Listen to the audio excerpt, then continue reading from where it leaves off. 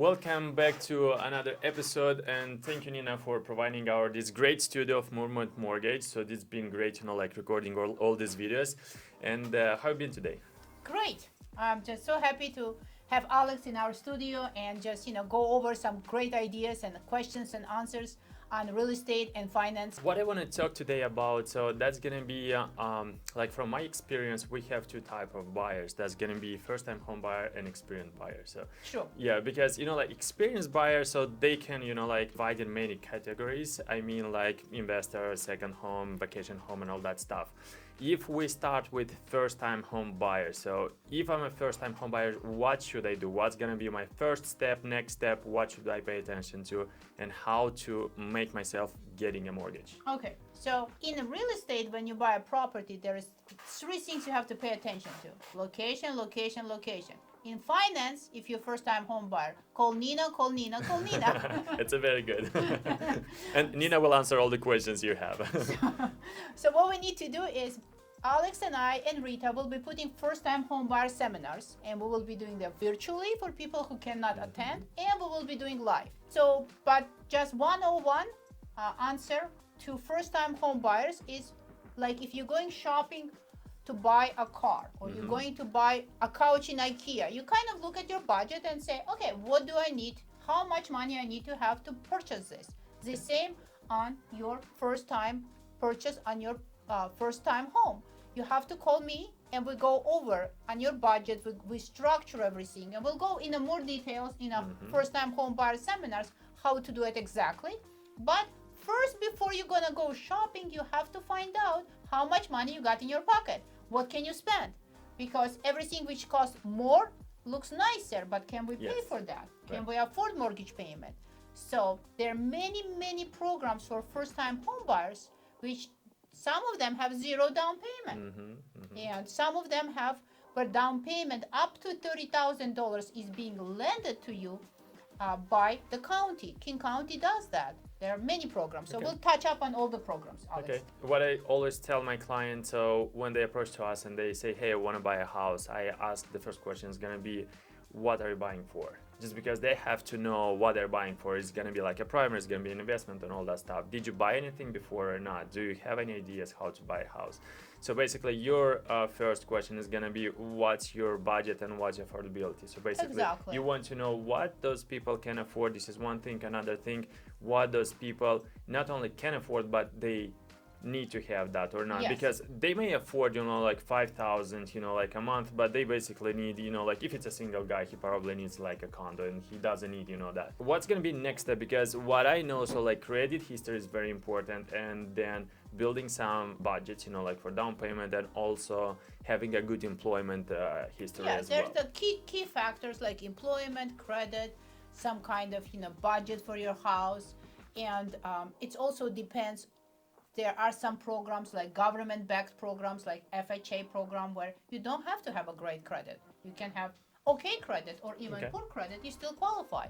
Qualifications for that type of programs are much easier than for different type of program for people who have perfect credit and perfect employment history. There are not that many of those. There are those, but we're all people. Things happen. But we have programs for all of you to put you in the right monthly payment and right property. Just call us. Yeah, because people usually will say, if I don't have 750 credit score, I'm not able to buy a house. Oh, not at all. You can have a credit score below 600 and you can have zero for first time payment, and we still can put you in the right affordable program for you. Okay. Another question, if I switch from first time home buyers to like experienced buyers, so let's say people are buying like $2 million house, they say, you know what, I cannot get that loan just because, like conventional loan is going to be up to a certain amount. So what you are going to do with those people?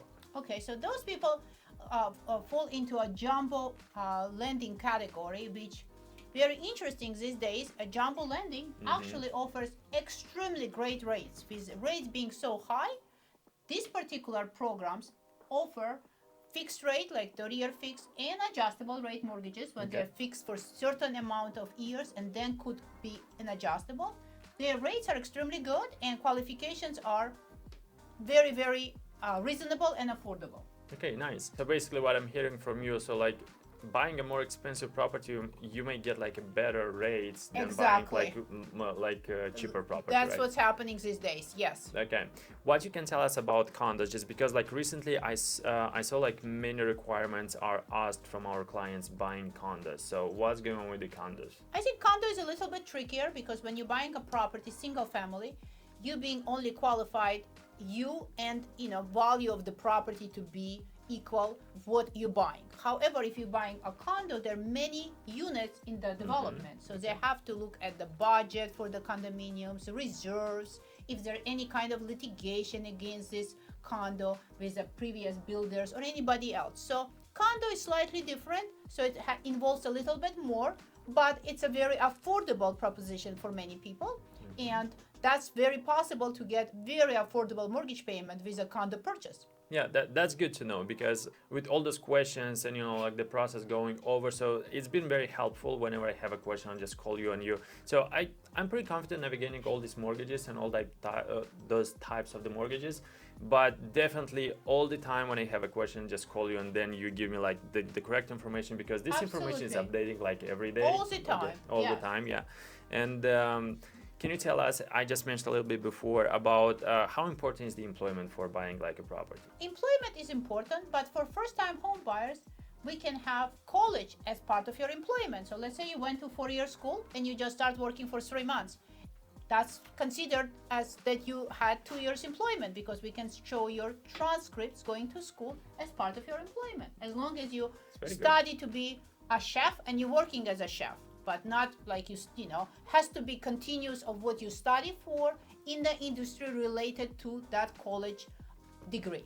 This is gonna be similar if I work, let's say, in tech industry, and if I switch to construction. So basically, I need 2 years. I mean, like later, I need 2 years of experience in construction, buying a property. What I'm hearing, like when you said about the college, so you have to be like continuously in the same field.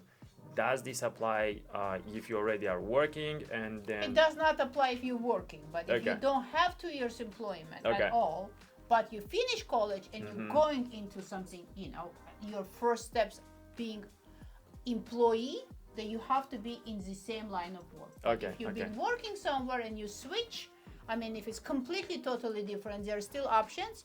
But usually we can tie things together to make it work. Thank you very much for clarification, because I wanted just to understand better of on course, that. great question. Another question I want to ask, we have clients on W2, we have clients on 1099. What's the difference between those, and how the qualification for a mortgage is going to be like for both these That's a categories? great question, Alex. So anybody who works for somebody else as for another employer, and they get W2 and a paycheck, qualifications are simple. So you just go off your gross income, not how much you bring home, but how much total you made. Versus if you work on 1099 and running your own business, qualifications are much more different calculations, such as they have to have, first, number one is 2 years tax returns. Okay. You cannot jump into the business with 1 year. You have to have 2 years.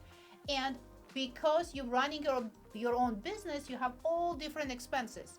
So the qualification comes from the bottom line of your total expenses after you made X amount of dollars. Let's say you made 100,000 and you ran 50,000 in expenses. So your 100 minus 50 is 50,000. That would be your qualifications. Okay, so basically you qualify on the net, whatever you On the have net. after expenses. But again, we are going to have a special chapter on self-employment. Yes, right, because there are, like many different, it's not only expense, it can be, Exactly. like deductions, and Yes, it can so be, we're going to like have very amortization. explicit chapter on that. Great. Yeah, that's going to be probably helpful, because like many people these days, are like, even in tech industry, they may have their own company and working as a Of course. subcontractor to a bigger Yes. company, right? And Definitely. that's going to be helpful for them. Definitely. All right, yeah, thank you very much for all this information. Again, it's been great information for like You're welcome. starter home buyers as well as experienced home buyers. And we will follow up with like more detailed information on all these topics. And Yes. then you will better understand how exactly it works and what you should be prepared for in buying a property. So thank you very much and have a wonderful day. Thank you so much, Alex. Thank you, Nina.